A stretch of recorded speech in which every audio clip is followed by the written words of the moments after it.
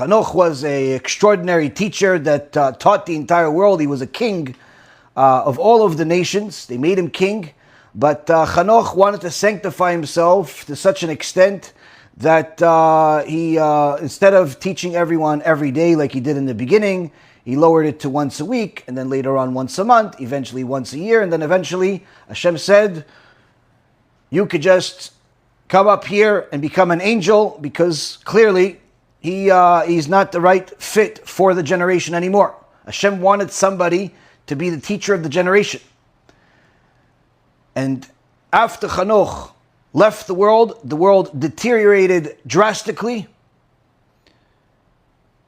And in fact, the Torah says, Ki yishchit kol basar et darko al haaretz. What's Ki yishchit kol basar et kol haaretz? What is this?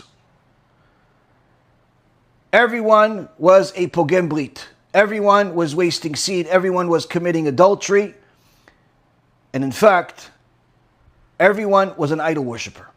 These are the two things that are always connected to the Torah, where the corruption that is upon the earth that the Torah is referring to is specifically two things that cause the biggest damage to a person's life and to the world and to the heavens.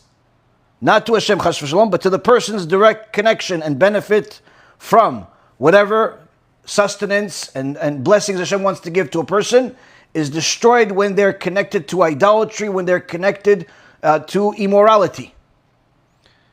V'timale haaretz chamas. And the world was full of chamas. The Abarbanel says chamas is not just stealing money from each other and corruption in business, but also kidnapping. Exactly what Hamas did on October 7th, a year ago. I thought, b'siyata dishmaya, that the world, of course, is in a similar situation today in many aspects. And the world is full of Hamas. But in this particular case, Hamas is an acronym, where the Chet is for Chilul Hashem, the Mem is Minut, which is a missionaries, and the Samech is Samamavit, the drug of death, heresy. These types of things are what are bringing all of the problems today, the same as what they brought back then. Chazal teach us that there is a lot to learn from the animals in this parasha, where in fact,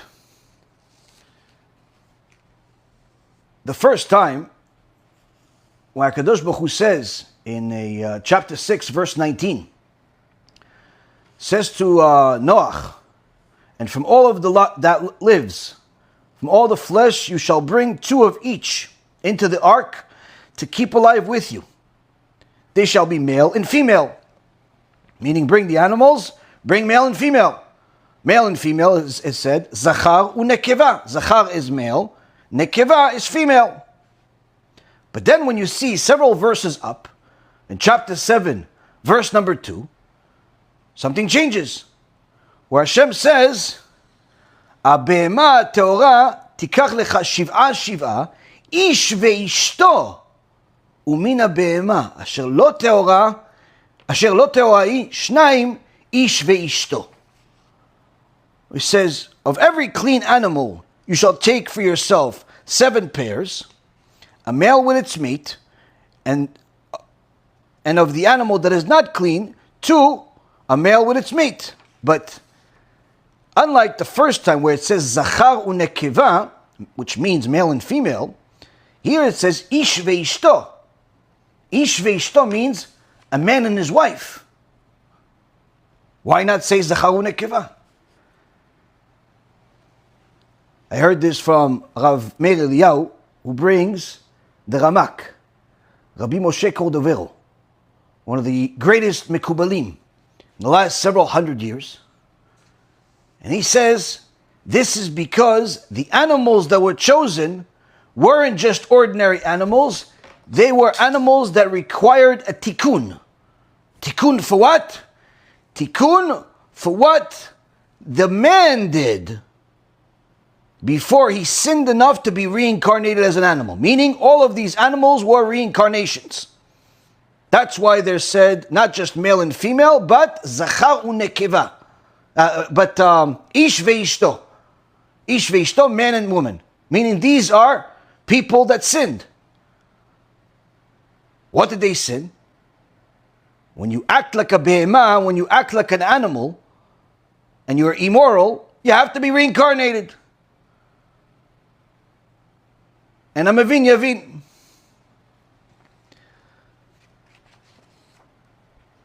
Chazal says that from here we also learn that animals also have to rectify the mistakes that they make.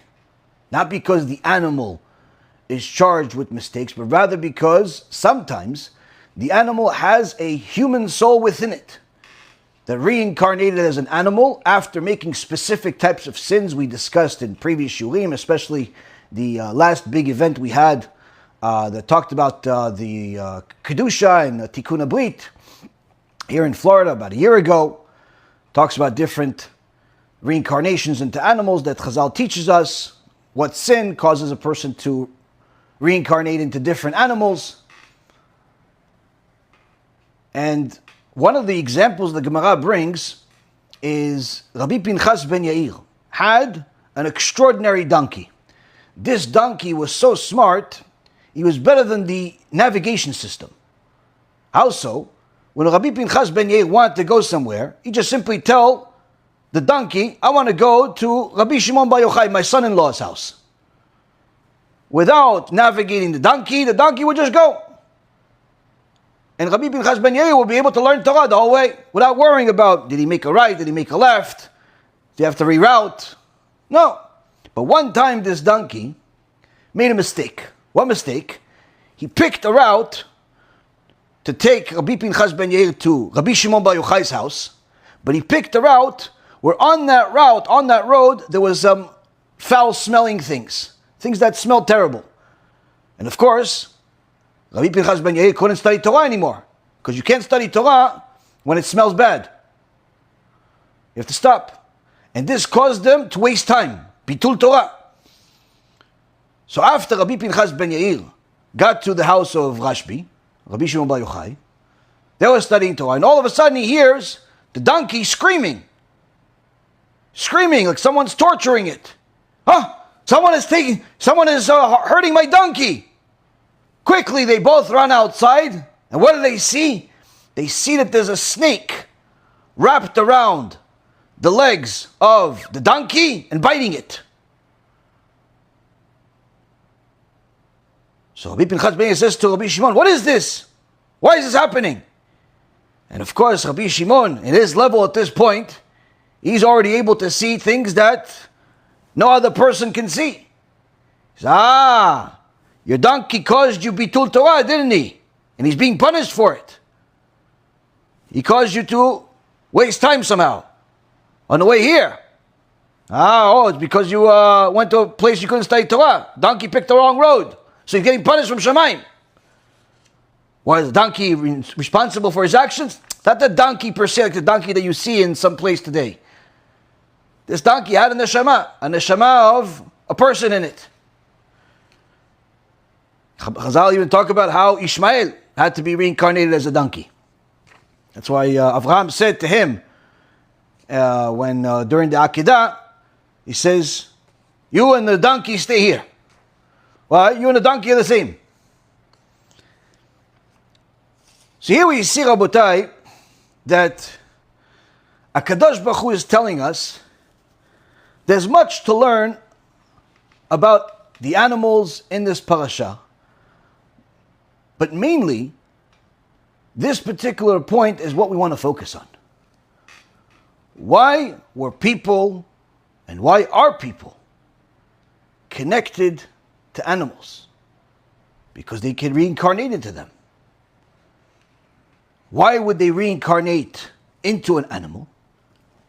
Because when you act like an animal,